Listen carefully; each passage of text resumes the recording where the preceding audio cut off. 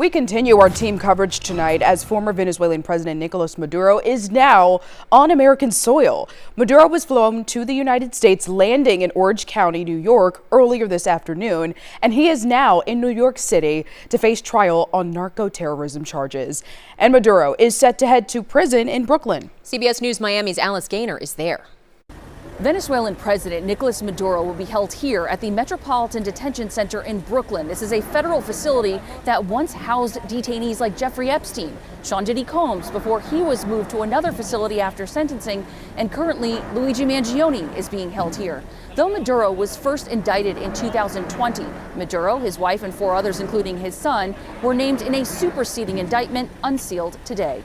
Venezuelan President Nicolas Maduro and his wife will appear in federal court in New York to face various drug and weapons charges like narco-terrorism conspiracy and possession of machine guns. The illegitimate dictator Maduro was the kingpin of a vast criminal network responsible for trafficking colossal amounts of deadly and illicit drugs into the United States. Since 2020, Maduro has been a wanted man in the U.S. with a $50 million reward for information leading to his capture.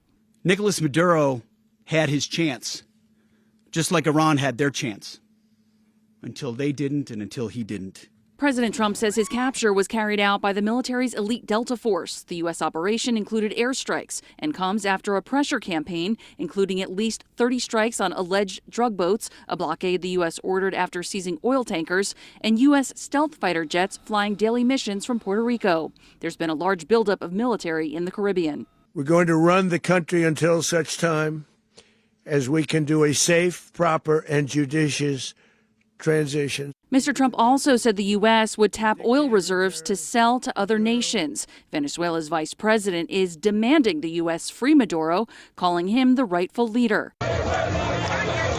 People gathered in the streets of Caracas after the capture, cheering. This man expressed fear. Many feel uncertain. And there are legal questions mounting. Congress was not notified before the attack.